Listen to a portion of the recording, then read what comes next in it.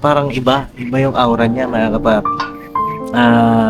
Natatakot naman ako para sa safety ng family ko, di ba? Hindi naman sa pag-aano mga kapapi, syempre may mga bata dito. Si Mama, at si Budang, yan, kapag hindi na tinutukan. No? Ang nangyari kasi nga, napahawak ako dito. Nangyari niyan, ito po, kausap kami ng Doc Vincent. At ang sabi niya, ito po ang sabi niya. Sabi ko kasi, Doc, good AM po, si Kayla po. Hindi na mamansin, paano kaya ito? Piniimikan. Kahit sa vlog, di ba Kuya Bong? Wala. Hindi nagsalita. Nagpauwi. Kahit nanay niya, ayaw sagutin nanay niya. Kahit nanay niya. No, ayaw eh. Ayaw magsalita eh. Nawala yung ano niya, mga kapapi, yung response niya.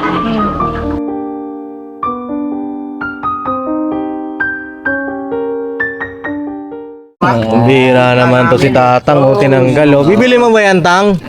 Hindi, ibibenta ko nga eh. Ipinaganda ko nga ng, huwag mong galawin kay pinaganda Tinanggal natin. mo naman eh. Kailangan ko nga maibenta yan. Ano, ibibenta ko. Sinira. Dinagdagan mo pa talaga. Ikaw nagpunas. Ibenta. Kasi ano eh, ibibenta natin Ano kasi. sa bayan, ano? Tape? Alam mo, napakaswerte makakabili nito. Oo. Bakit? Walang putol yan. Hindi naman bugbog yung Oo. sasakyan na to. Nakatambay lang to dito eh. Tsaka walang putol. Oo. Ito, maganda talaga to pag swerte. Oo, alaga ni Buk na yan, oh. Swerte makabili ito talaga. Oo, totoo. Talaga, kasi hindi naman to katulad sa pamasada eh. Oo. Oh, ginagamit na sa misyon. Oh, sa misyon. Pag uwi, tambay. Tapos, Bus. ilang beses lang na itur yan? Dalawa. Ang bisis lang na itor. Oo. Tapos sabay ibenta na. Oo. Pakaswerte makabili nito. Swerte talaga, bago pa yan, oh. Oh, wala pang gasgas yan. Hindi tayo nagbibiro. Totoo May talaga gasgas yun pa mga yung isa. kabisnes, mga kapapi. Swerte talaga makabili dito. Samantala yung iba, binabinta, gamit na gamit na eh. Opo. Laspag na. Yan oh, mga kapapi, ano, binibenta ko po itong aking van, si Metallic. Ganun din yung si Premium, binibenta naman ni Papa. Sa mga gusto pong bilhin ito, ay sa reasonable price, mga kapapi. Ito matawad kasi, sobrang baba. Kurang baba. Huwag naman. Huwag naman po. Kasi- kami naman po talaga, honestly talaga, Sako, just pag nakita nyo to, pag nasubukan nyo to, kung Bago gusto nyo nyo bilhin, puntahan i-test nyo drive rito. nyo to. Kasama kayo ng mekaniko niyo po. Oo, magsama kayo ng Kahit mekaniko nyo. mekaniko pa taga ibang bansa. Oo, kasi hindi naman kami ano eh, hindi naman tayo mga yung tawag yan, yung sa mga Scammer? Oh, bukod pa doon, yung bang ano ba tawag nito? Yung buy and sell. Hindi naman kami mga buy and sell mga kabis mga kapapi. Kasi kung hindi lang kailangan, hindi naman natin ito ibibinta eh. May iba kasing napusuan. Hindi naman sa inaano natin yung buy and sell. Pero naroon katotohanan talaga pag buy and sell, ang karamihan talaga doon gamit yung mas masyado. Gano'n. Di ba? Hindi naman sa sinisira natin din sila. Kasi marami Yun talaga talaga totoo. buy and sell na ano. Pero ito, di tayo buy and sell eh. Totoo lang tayo. Hindi tayo buy and sell. Business tayo eh. Eto na mga kapapi, seryoso nga po. Pambira itong dalawang to. Excuse mo na boss, magkakayak lang kami boss. Ay, boss, magaya kami. Magkayak lang kami. Kailangan Ako, siya, uli ng Tama ka, butuan. boss. Alis kami. Uuwi siya ng butuan, ako lanaw. Oo. Gano'n? Oo. Alis na kayo? Oo. Magsialis na kayo. Biro lang yan mga kapapi. Magagaya kayo. Magaya tayo, boss. Pupuntahan natin sila mga kapapi. Silang sama ka. Tama ka, boss. Tama ka? Abangan na lang nila. Abangan na lang. Sama ka kasi ikaw yung mabait na anak eh. Ako na naman yung taya. Ha?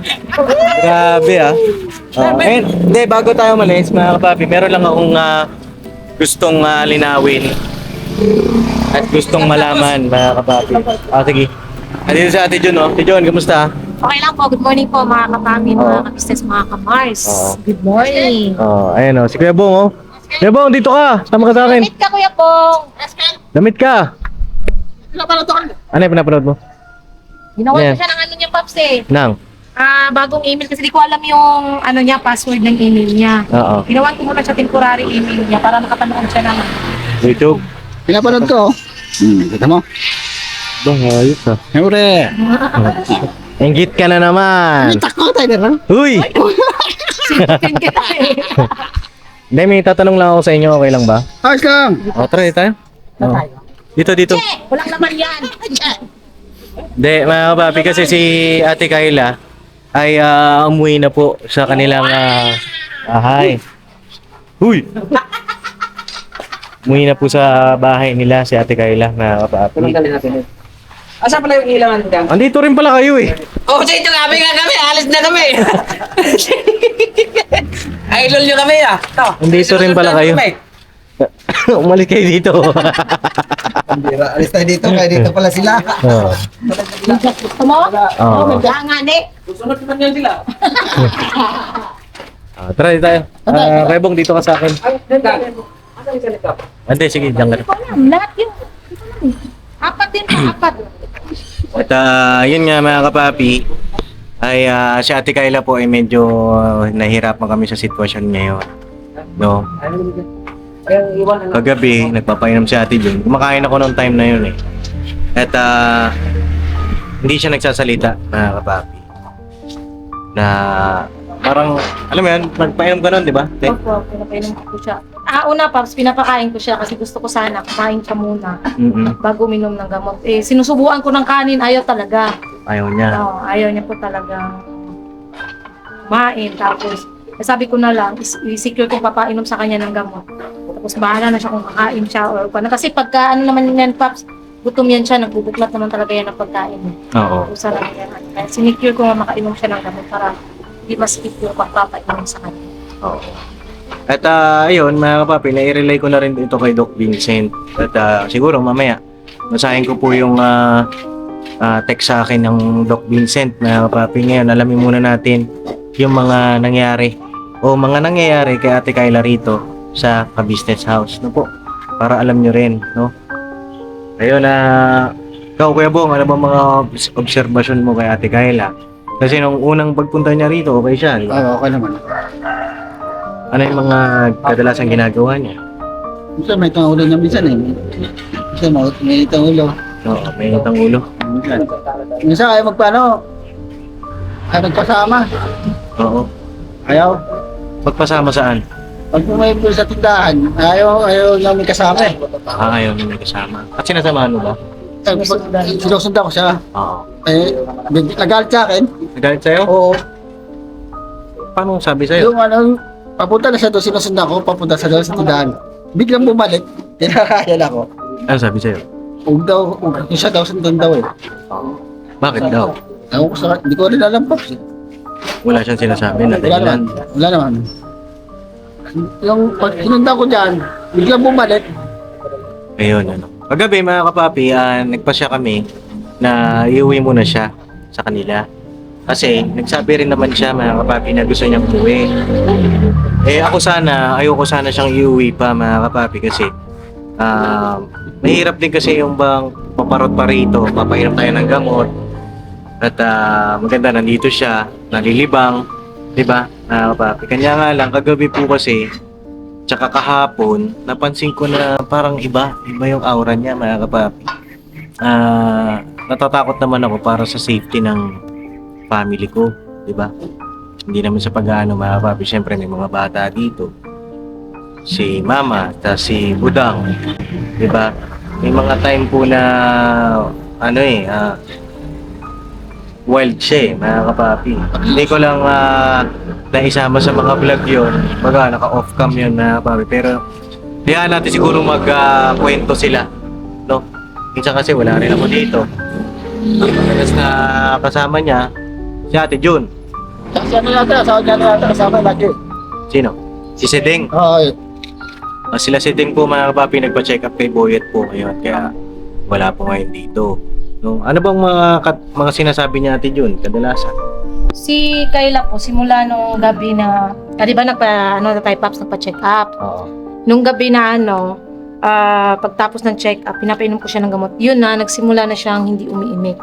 Ang buong akala ko lang siya pagod Oo. sa biyahe. Kaya sabi ko, baka pagod lang to, ganyan. Tapos, napainom ko pa naman siya ng gamot. Okay naman, napainom naman siya ng gamot. Napainom mo pa ng pagka-check up? Opo, napainom ko pa siya ng maayos. Hindi ko siya pinilit. Tapos, siya, Paps, pero nanggaganon na siya, nanggaganon. Pero bago, yung nanini ko, Oh? pero bago yun, nung umaga dito, nakaupo siya, ganyan. Tapos, dumating ako, sabi ko, Kayla, sabi ko sa kanya. Sabi niya, huwag mo nga akong tignan. Umaga pa yun, hindi pa tayo nagpa-check up nun, ha? Hindi pa tayo Oo. Sabi niya, huwag mo nga akong tignan. Sabi ko, ba't masungit ka? Tapos umupo ako, tumabi dito. Dito siya. Sabi mo naman sa akin, lumayo ka nga! Huwag ka nga lumapit sa akin. Ganun siya, oo. Tapos sabi ko, wala Kayla, iiyak na ako. Naano mo ako, tinutulak mo ako. Sabi niya, wala, hindi naman kita tinulak ka. Sabi niya, nag-deny siya. Sabi ko, tinutulak mo ako eh. Sabi niya, hindi. Pero okay pa siya nun, Paps. Tumatawa pa siya, nagpagkwentuhan. Hanggang sa yun nga, nung magpa-check up, tahimik na siya, hindi siya umiimik. Tapos, yun nga, siniko niya ako. Pero, napainom ko siya ng gamot ng maayos. Tapos, kinabukasan, pag pasok ko ng umaga, siya, nakahiga. Hindi na talaga siya makakausap kasi tumatawag sa akin. Siling na, Ate June, punta ka na rito kasi ayaw magsalita ni Kayla. Pati kay Kuya hindi kinakausap. So, nagmamadali. Sino? Si Kuya daw. Papa? So, ang ginawa ko, nagmamadali kami pumunta rito. Naano ko siya. Ayaw talaga, Paps. Tapos, umiiyak siya. Umiiyak? Umiiyak siya. Kasi tumululuwa niya. Umiiyak siya. Nasa vlog ko yun, pero hindi pa pala na-upload. Oo. Bakit pala? Anong nangyari? Ba't daw siya umiiyak? Wala siya sinasabi, Paps. Ayaw niya magsalita. Tapos nakaganon lang siya. Tapos, kinakausap ko talaga siya. Hindi ko siya tinitigilan na Sabi ko, Kayla, magsabi ka. Kung anong problema mo, baka makatulong kami sa'yo.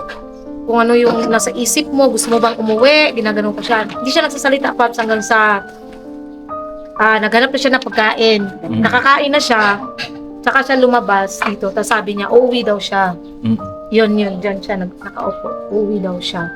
Yun. Medyo okay na yung mood niya ng tanghali. Tapos nung gabi ulit, ayun, na naman siya. Pero napainom pa siya ng gamot ni ate. Oo. Tapos, yun nga, kagabi. Yung kagabi, bago ko siya pinainom ng gamot, Paps, natakot din si Budang at si ate. Kasi, opo, kasi bigla siyang pumasok. As in, ganun talaga siya. Ganun, pasok siya doon. Tapos, yung galit talaga, kinuha niya yung bag. Pag ganun niya, kinuha yung bag niya. Tapos sabay alis. Punta siya ito sa kusina, ginanon niya yung bag niya. Tapos sabi niya, ganun siya.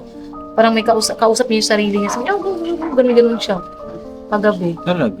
Bago ko siya pinainom ng gamot tapos ayun na, lumabas ako kasi kumuha siya, may pansit na pala siya. Tinatanong ko kung kumain na ba. Wala pa pala, hindi pa bawas yung pansit niya eh.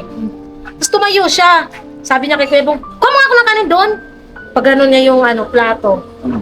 Kay Kuya Bong. Di ba Kuya Bong? Kagabi. Opo. So, lumabas siya dyan. Dyan ko siya kinakausap. Pinipilit ko siyang pumasok para kumain. Tapos sabi ko, sige, sama kita sa balkon. Basta kumain ka lang. Hinihila ko siya. Nagpahila naman. Kaya nakapasok kami. Sa balkon? Dito, Paps. Dito pa sa loob. Kasi pakakainin ko pa muna siya eh. Kasi ayaw niya talagang kumain. Tapos ayun lang. Concentrate siya sa cellphone. Inantay kong matapos niyang panoorin yung wrestling. Oo.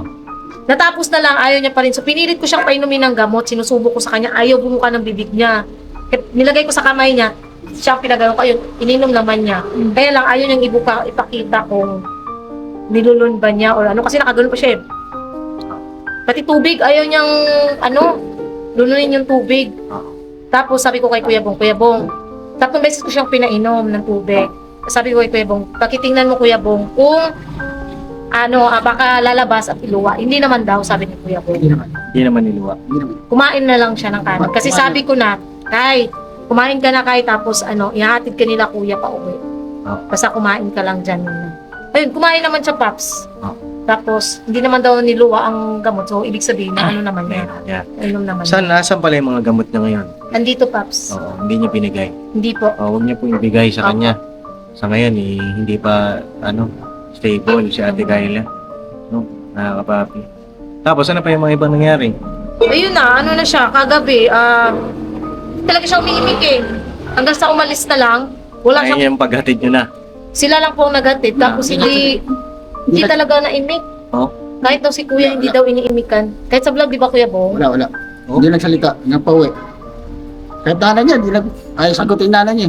Kahit nanay niya. Ayaw eh. Ayaw magsalita eh. Nawala yung niya, mga kapapi, yung response niya. Pero nag-post pa siya kanina, Paps. Post siya. Oo, may post kanina umaga eh. Kita ko, kaya kinumusta ko lang. Pero hindi ka naman niya, ikaw, ginanong ka, di ba? Tinamaan ka. Masakit. Opo. Sakit ba? Masakit, Paps. Tapos yung nung yun nga, yung umiyak siya, ginanon niya rin ako. Ayun yung minsan nakakatakot mga kapapi kay Kayla eh. Parang yung dati na ako nagpainom ako sa kanya, kinagat pa nga ako, tapos tinudyakan ako. Papi, parang bumabalik siya sa ganun na sitwasyon. Ikaw, may ginawa ba sa'yo? Ano naman? Ano ang ginawa sa ano lang? Hindi, maganda kasi masabi natin, mapanood din ng Doc Vincent Saan lang? yung nangyayari dito kay Ate Kayla. Yung ano lang, yung Indian lang, yung ayaw ko pasamahin, ayaw niya pasamahin. Ano pasama? So kaya po, pinauwi muna natin si Ate Kayla. Hindi naman po ibig sabihin na titigilan natin yung pagtulong natin sa kanya. Nangyari po kasi mga kapapi, ganito yan. Nung pina-check up natin siya kay Doc Vincent ang pangalawang beses, no? Nung natong nakaraan lang, latest na pagbalik natin sa kanya after 2 weeks. Di ba? After, during nung 2 weeks na yun, mga papi, na-injection siya nun eh. Naiturok siya nun. So, ang epekto ng turok sa kanya napakaganda. Tawag dito, Kalmado siya. kalmado siya, nakakausap mo siya ng maayos. Magaling na rin siya sumagot. Oo, magaling sumagot. Tapos, jolly siya, Oh, palangiti. No? Tapos lagi niya tayong inaantay na ano kasi Na dumating. hinahanap niya yung gamot. Oo, na dumating tayo. Ito, nung pangalawa na pagbalik kay Doc Vincent, sabi kasi ni Doc ay hindi muna niya injectionan. Next month na. Oo, si Ate Kayla. So, nasa phase tayo ngayon ng observation, Doc Vincent, na ayan po yung nangyayari kay Kayla ngayon nang hindi siya naturupan. No? Na, ayan, na nagwa-wild, hindi mo makausap, tapos tulala, at galit. Galit lagi, mga kapapi. Wala na yung ngiti niya eh. Kung nakikita yung ngiti niya talaga kahapon. Pero para sa akin mga kapapi, huwag ko yung mag-alala kasi bahagi po yan ng proseso para mapagaling si Ate Kayla. Inobserbahan din natin yan alam ko naman, inobserbahan din ni Doc Vincent ano yung magiging reaksyon ng katawan niya kapag hindi na tinutukan. No? Ang nangyari kasi niyan, napahawak ako dito. Nangyari niyan, ito po, kausap kami ng Doc Vincent. At ang sabi niya, ito po ang sabi niya. Sabi ko kasi, Doc, good AM po, si Kayla po. Hindi na mamansin, paano kaya ito? Yun ang sabi ko kay Doc Vincent. Shoutout dito sa mga nag ni Estong. Hindi nung ka-stong yan eh. Hindi, ito yung binalata ni Estong nung nakaraan. Pwede na ba ito itapon ba? Pwede rin magamit pang ano sa lamok, Paps. Pang lamok pa to. Kaya di siguro na to. Mapausok. Pampausok yan. Kami lang ako katabi. Sino? Sabi ni Doc, observe lang muna natin. Sabi niya, mood swings ang tawag dyan. If persistent yung ganyan niya, need ko ibakuna ng mas maaga yung gamot niya. 30 days lang kasi ang visa nun, simula ng ibakuna. Yun. Okay. So, ibig sabihin pala, yung naunang 2 weeks yung ang validation nun is 1 month. Oo. Pero wala pang Wala pang 1 month. Pero nagbawas din siya ng gamot isa, Paps. Nagbawas si Doc. Oo, yung color pink, Oo. hindi niya na rin, wala na siya sa reseta ni Doc Vincent ngayon eh. Oo. Kasi 4 ang tinitake dati ni Kayla. Oo. Ngayon, multivitamins, isang hati. Yung hati dati, ngayon naging buo na siya. Tapos wala na yung color pink. Ayan po, Doc, ano pong masasabi niyo po dyan tungkol sa ganyan na sa kanya Ate Kayla. Pero ang sabi ni Doc, observe daw muna natin. So, mga ilang araw, Isang linggo siguro. Ganun. huwag naman siguro. Mga 3 days siguro. 3 days. Simula nung maihatid natin siya, maihatid niya siya doon. 3 days natin observe ano yung mga ganap sa kanya. Pero painumin pa rin natin siya ng gamot. Opo. Kasi pag di siya nakakainom ng gamot, di naman siya makatulog. Diba? So, ayun po ang sabi ni Doc Vincent na na hindi nga po siya tinurukan para kumbaga kasi matapang yung gamot eh. At siguro matanong din natin kay Doc kung bakit hindi siya tinurukan ng time na yon. Pero alam ko na sa vlog ko yun eh, na papi. Bakit hindi mo na siya tuturukan? Next month na daw. Oo. Next month na daw sa November. November. Oo, November na yung turok niya sunod. Pero ngayon, na ganyan pa rin siya, balik natin doon kay Doc Vincent, mga papi. Para di rin masayang yung effort. Oo. pa yung mga gamot. Eh, ang sa atin mga papi, pagtsagaan pa natin, no? Oh. Ikaw, Kuya Bong, sumusuko ka na ba? Hindi pa naman. Hindi pa naman. Kaya inaano ko nga siya kagabi, pinipilit ko siyang, ginaganon ko yung ulo ko sa kanya. Sabi na, Sina, Kayla, lalambing-lambing ko na lang siya kagabi kahit ano siya. Hindi siya gumagalaw kasi matigas talaga, ano niya, Paps. Yung kahit igaganon ko yung ulo niya, gaganon siya, oh. Ano niya? Mm-mm. Tsaka alam mo niyo mga kapapi, nakita rin ni Mama sa CCTV. Si Ate Kayla binupulot na naman. Si kuya daw ng ano ng Paps, tinawag niya si ate.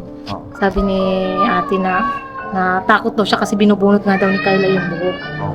Hindi sa shampoo pala mga kapapi. Hindi Talagang sa shampoo bunot. bakit na lagas yung buhok niya. Kundi dahil binupulot. Inamin naman niya, Paps.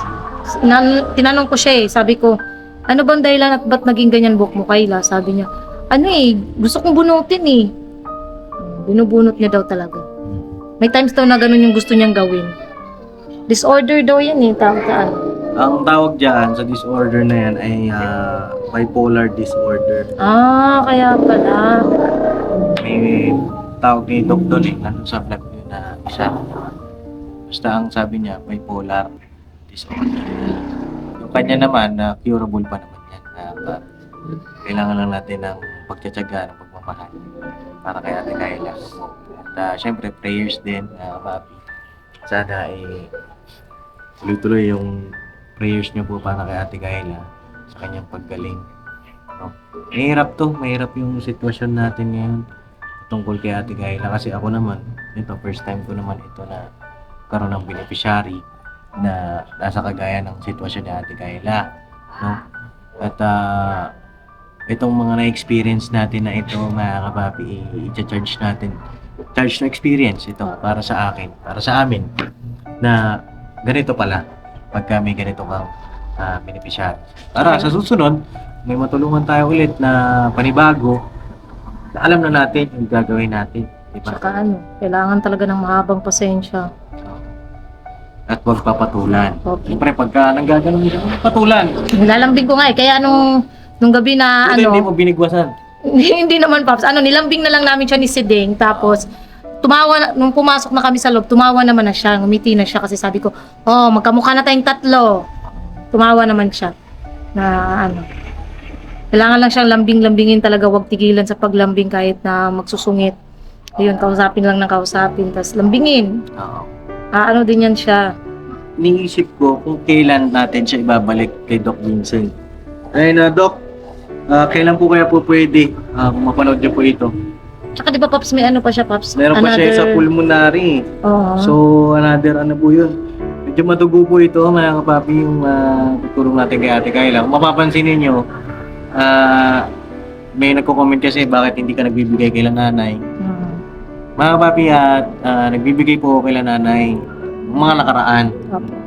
Kanya nga lang ngayon mga kapapi, hindi ko po kaya pagsabayin yung pagbibigay kay nanay tapos habang pinapagamot natin si Ate Kayla.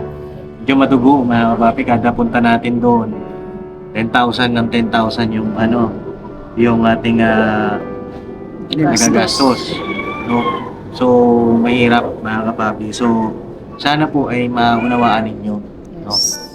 Bigay na rin naman tayo ng pampuhunan nila dati pa, di ba? Tapos nailipat natin ang bahay. Dun sa mga bago po na nanonood. Pero, sabi ko nga, dun sa vlog ko nung nakaraan din na pag si Ate Kayla okay na, stable na, then wala nang masama kung tulungan din natin sila nanay na makapagsimula din hanap buhay nila. Sa ngayon, ang pinaka-focus natin yung kay Ate Kayla. At siguro hanggang dito na lang muna mga kapapi yung vlog ko. At sama niyo po sa mga prayers ninyo si Ate Kayla. Yung kanyang kondisyon na umalim na. At kami rin, no, bigyan pa ng mga pagtsatsaga, pagsisikap para kay Ate Kayla. No? Kasi siyempre minsan nakakapagod din. Okay. Diba? Minsan ka rin, madidrain ka rin na diba? Papi, lalo ngayon, balik tayo sa setup na pagpunta-punta doon. Diba? Kasi palagay ko hindi sasama sa atin yan ngayon. Hindi nga, Paps. Pagka ganun yung niya, hirap. Hirap yun. Baka nga na naman yun, mag-alis-alis na naman. Yun nga, mga kapapi. Sinat ko kanina, wala ring reply Hindi siya nag-reply. Yan. Yan yung struggle Hmm. o pagsubok sa atin. Pagsubok yan. Turing natin na pagsubok yan na kailangan natin maipasa. So yun lang at yun po muna yung update mga kapapi at abang-abang tayo sa mga susunod na maganapan. Tuloy-tuloy lang tayo mga kapapi. God bless po sa ating lahat. At comment nyo rin po mga kapapi ano yung inyong pong magandang mga suggestion at ano yung masasabi nyo. Yan. At yan po ay lakas na. May nagsuggest din pala, Paps, na baka daw na-over sa cellphone. Over sa cellphone. Oo, kasi di ba nga kagabi habang di ba naka-vlog ako, pinapainom ko, hindi nga siya concentrate lang siya sa cellphone. Baka daw kakagamit ng cellphone, ganun. Pwede rin natin i-consider yan mga kapapi. At kung advisable ba na magsa-cellphone siya kasi nagagamot siya. Pwede natin din itanong kay Doc Vincent. No po. At salamat po dun sa nag-comment na yun. I-check natin yan. Papi. Comment pa kayo dyan para maitanong din natin kay Doc Vincent. Ililista ko po yan. Yung mga concern po ninyo. No? So yun lang. God bless po mga papi. Kita kayo sa next vlog. I love you. Love you. Say goodbye. Tomorrow is another day. Gira. Biraban na tayo. Todo. Ay salamat Ate Jun at Kuya Bong sa inyong pag-share ng Basta nasa lagid ka namin. Sa gilid kita. Ali, ayun na, salamat sa mga observation nyo. Tsaka syempre yung syempre katuwang din natin sila. Mga papi sa pag-alaga kay Ate Kayla. Salamat, na-appreciate ko yan. Na-appreciate namin nila Papa yan. No? Ingatan mo yung cellphone mo Mawala naman yung ganda ng cellphone niya mga papi, yung bagong-bago. Sanggaan. Pinanood mo ba yung vlog natin na nagbigay tayong cellphone? Ay, wala pa rin kasempre. Hindi ata nakasubscribe eh. Sanggaan pa. Ha? Gaan, no? Asal ba yun? Masaya ka dito sa cellphone mo na to? Siyempre, dalawa. Siyempre, masaya ko dalawa. Nasaan yung isa? Ano, nakasaksak. Dobat. Pinabenta mo? Pinagpalit. Daw! Dobat eh. Kaplawag mo yung bibenta. Diyo. Ganda mga kapapi, yung pampogi. Kapal. Yung cellphone ng pogi, yung may-ari. Pangit. Ay, kapit sabi niya. Pangit. Sabi ko, yung may-ari mas pogi. Kapal. So yun na, God bless po mga kapapi. Harap-harap lang tayo. Alright. Pap, salamat Pap sa Uy, akin yan! Klaro ko yun.